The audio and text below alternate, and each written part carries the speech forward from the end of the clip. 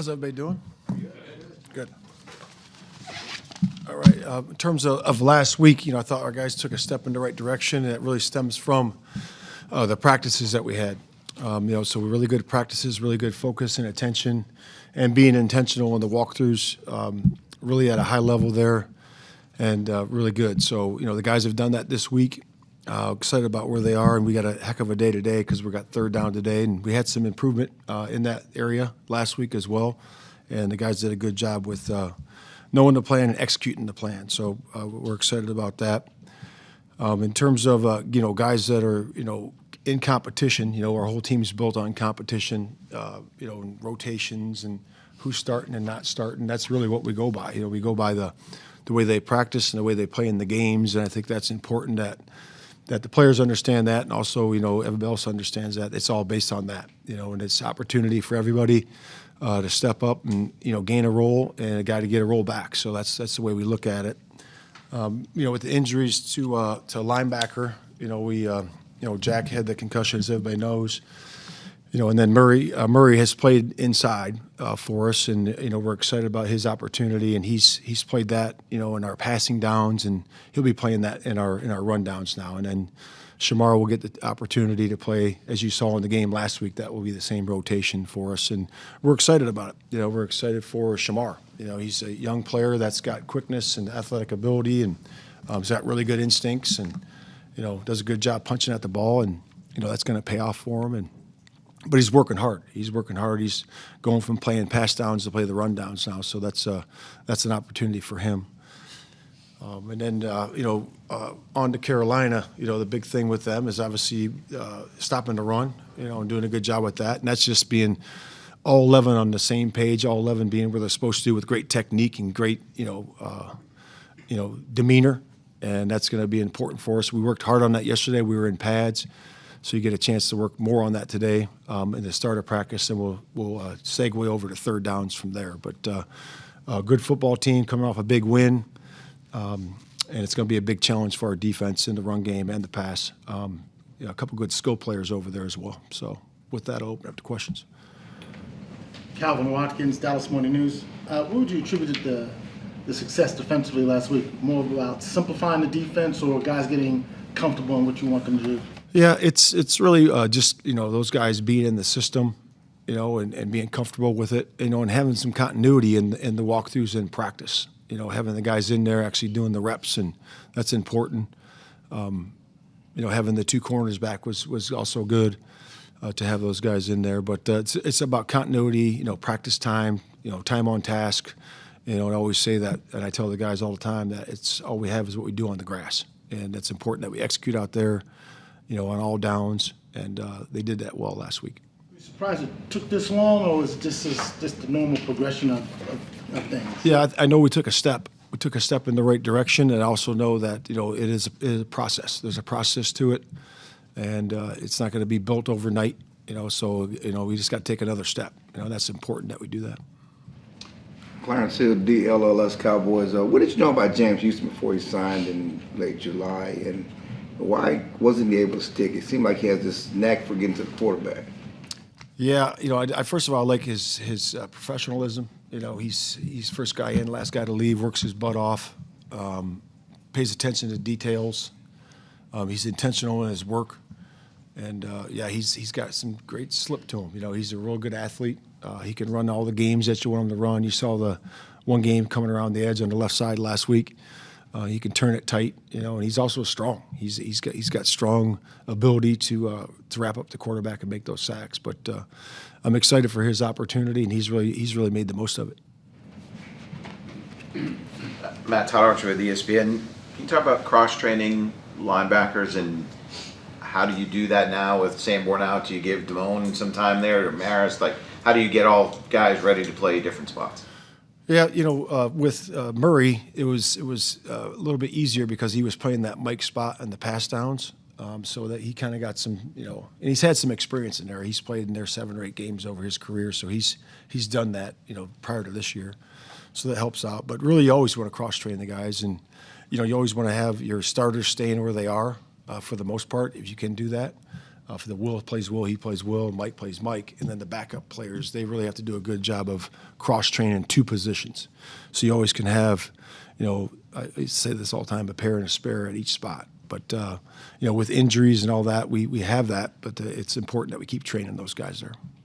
And the green dot, would you prefer it's like always just one guy, or the helmet guys need to be on they're up to speed here on, hey, this guy's now in and that guy's out, you got to switch it up? First thing, you don't want to have two on the field at the same time. That's not good.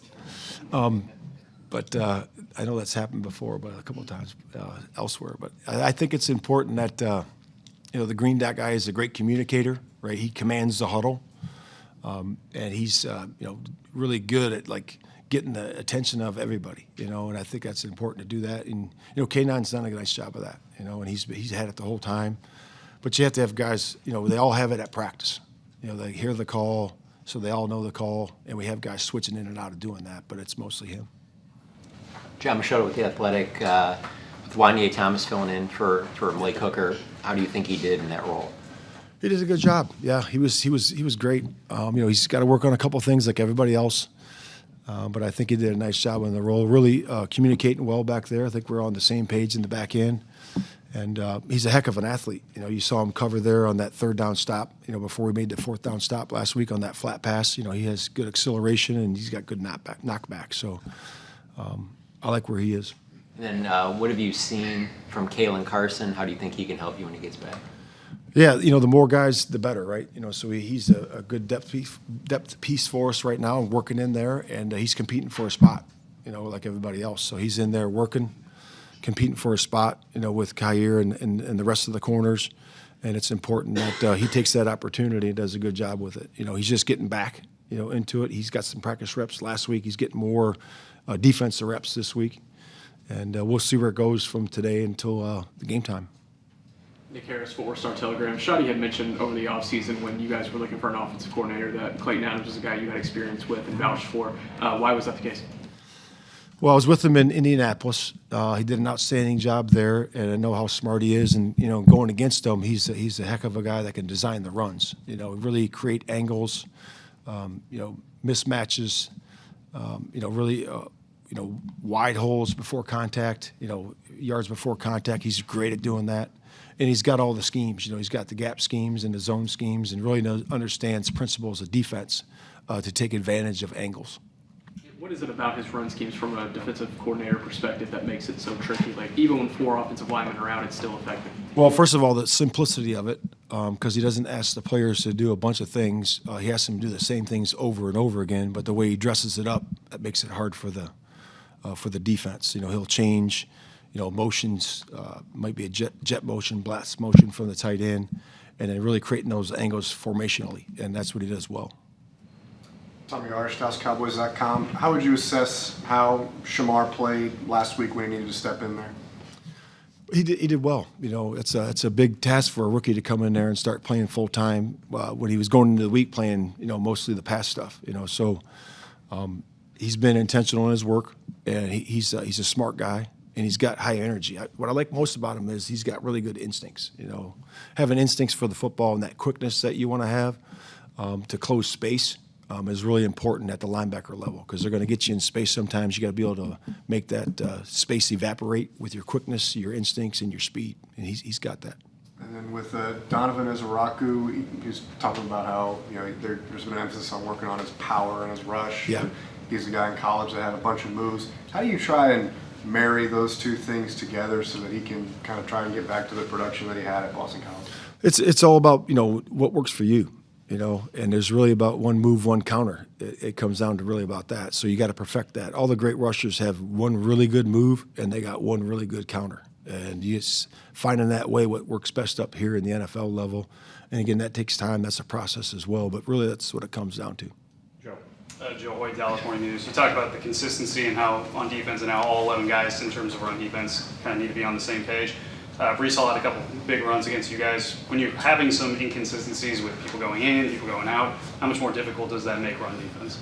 Yeah, I mean, it's just guys doing their job and being in the right spot. That's important, and that's coaches and players. And we got to make sure that everybody understands, their role and their job in that particular defense, and that's what it is. Sometimes guys will pop some runs in passing situations, which that happened a couple of times in the fourth quarter. But we got to still be on our keys and our details, of that. We understand that teams can do that; they can do whatever they want. We got to just be on the keys and details. And Tedero McMillan was a guy you guys really liked in the draft. Obviously, plays for Carolina. What have you seen from him? And what kind of challenges he poses? Yeah, he's having a heck of a year. He's got a lot of targets. 45 or so, 47 targets. He's got a bunch of catches, and he's their main guy on third down. So it's important that we understand that. He's strong at the catch point. Got a big catch radius. He's a heck of a route runner. He's got detail in that, and he's doing great. Brad Sharon, Cowboys Radio 105.3 The Fan. You mentioned time on task. Retrospectively, would it have been any help, especially with you coming in new, to have had them play together some in preseason? I would say training camp. Preseason. Sometimes you're not. You're pretty vanilla there. I would say training camp more, Brad, and because that's where you get all your reps. That's where you're working your scheme. So that's where the understanding of the concepts and understanding of the fundamentals and technique come into play. But preseason games are good. Get there for 10, 15 plays, whatever that is. But I think training camp's more important. Garrett. Garrett Podell, CBS Sports. Matt, you played man coverage at your highest rate of the season. What went into that, and why do you think it worked the way it did against the Jets? Yeah, I just think that the guys are getting used to the scheme, getting used to it. We want to play some man. Obviously, you have to do that sometimes. Having the two corners back certainly helps, in doing that. So you feel great about your matchups, in that regard. But, again, it's going to come down to technique, fundamentals. But having the guys back was a big part of that. And how excited was, Trayvon Diggs? I think you guys had a conversation about that. Do you feel like the players that were validated, I guess, by your decision to do that? Yeah, we're going to make the decisions based on what we feel is best, and based on the matchups, based on what we have. And I don't like grits either, so. Babe. Babe Lockmer, 105.3 The Fan, Cowboys Radio. So, obviously, you're always plugging dikes as a defensive coordinator, plugging holes in the dike, I should say. The pass had been the problem, the big pass. You only gave up one 20-yard pass in this game, but obviously the runs showed their head a little bit. And how do you balance all that out? And to your point, you got 5 sacks, but you gave up a couple of big runs late. So how do you balance all that out? Yeah, it's about execution, right? It's about us coaching it up right and us executing the details, and that's us doing it on the grass. I know I keep saying that, but that's really what it comes down to. That's what you can hang your hat on.